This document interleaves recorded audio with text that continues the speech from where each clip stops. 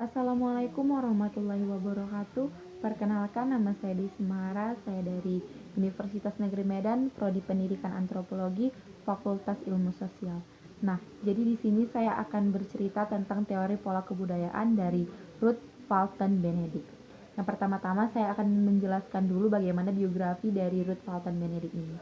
Nah, Ruth Fulton Benedict ini lahir pada tanggal 5 Juni 1887 di kota New York, Amerika Serikat, dan meninggal pada tanggal 17 September 1948.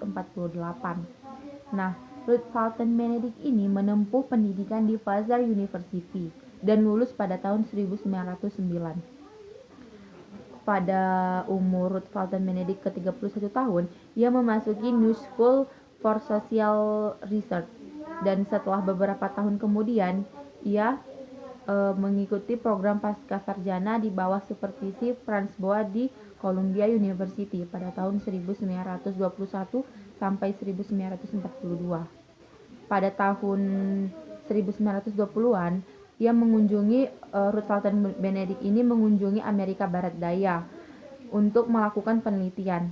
Antara lain daerah penelitiannya yaitu di daerah Juni pada tahun 1924. Nah, penelitian Benedict di Juni ini kemudian menjadi sebuah buku yang berjudul Pattern of Culture atau Pola Kebudayaan pada tahun 1934. Nah, kemudian Ruth Fulton Benedict ini dalam bukunya yang berjudul Pattern of Culture itu atau Pola Budaya mengatakan bahwa di dalam setiap kebudayaan itu terdapat beraneka ragam tipe temperamen manusia yang telah ditentukan oleh faktor keturunan atau gen yang timbul berulang-ulang secara universal.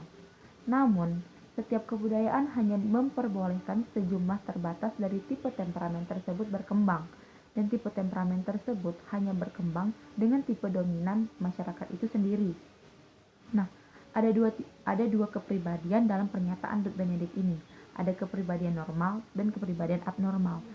Nah, suatu kepribadian itu dikatakan normal apabila sesuai dengan tipe kepribadian yang dominan. Sedangkan tipe kepribadian yang sama jika tidak sesuai dengan kepribadian dominan itu akan dianggap abnormal alias tidak normal atau menyimpang. Kemudian, Ruth Fulton Benedict ini mengungkapkan perbedaan pola kebudayaan itu dengan mengkontraskan tiga kebudayaan yang ditelitinya. Yang pertama itu ada dari masyarakat Juni di Indian Fabdo, yang kedua masyarakat Dobu di Papua New Guinea, dan yang ketiga ada masyarakat Krakatau di barat daya Alaska. Nah, ketiga kelompok ini dipilih karena pernah diteliti oleh antropolog yang dipercayainya. Yang pertama itu ada Ray Fortune di masyarakat Dobu, kemudian Franz Boas melakukan penelitian di Krakatau, dan Benedict sendiri melakukan penelitian itu di Pulau Juni. Nah, jadi dari hasil penelitian Ruth Benedict di Pulau Juni ini, ia menemukan bahwasanya orang Juni dari New Mexico ini yang bermata pencaharian petani ini mempunyai konfigurasi kebudayaan yang bertipekan Apollonian karena ditandai oleh sifat-sifat introversi, rapi, dan dapat menahan diri. Sebagai akibatnya, kebudayaan mereka tidak banyak menunjukkan ketegangan-ketegangan. Selain itu, jiwa tolong-menolong mereka juga sangat kuat. Dan tiap penduduk itu patuh terhadap peraturan yang ada di dalam suatu masyarakat itu. Dan masyarakat Pulau Juni ini tuh sangat mementingkan upacara-upacara keagamaan yang tenang tanpa histeris. Nah, istilah Apollonian ini dipinjam Ruth Benedict dari Nietzsche dan Spengler, tapi penelitian itu dilakukan oleh Benedict sendiri.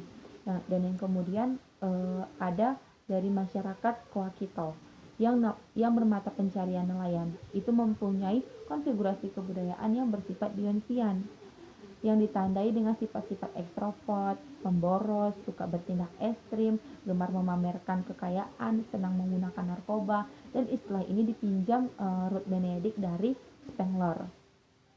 Yang kemudian ada orang Dobu. Nah, masyarakat suku bangsa ini tuh menurut Benedict mempunyai konfigurasi atau pola kebudayaan yang bertipekan schizophrenia dari jenis paranoid. Para pendukung kebudayaan ini itu bersifat pengkhianat, suka pada ilmu sihir, dan selalu curiga bahwa dirinya akan dicelakai orang lain.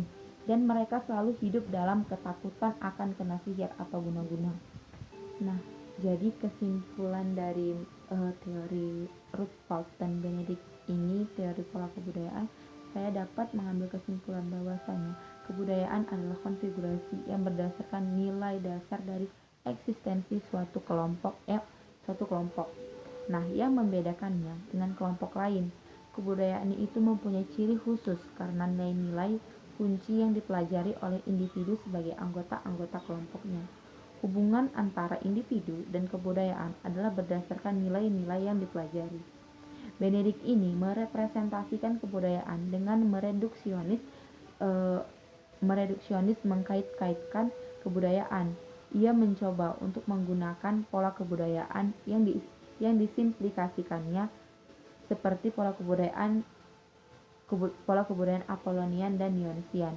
Dan pola kebudayaan ini dapat menjadi konsep utama untuk menjelaskan perilaku individu atau pola penyebab perilaku. Baik, mungkin sekian penjelasan dari saya. Lebih dan kurang saya mohon maaf. Saya akhiri. Wabillahi taufiq wal hidayah. Wassalamualaikum warahmatullahi wabarakatuh. Terima kasih.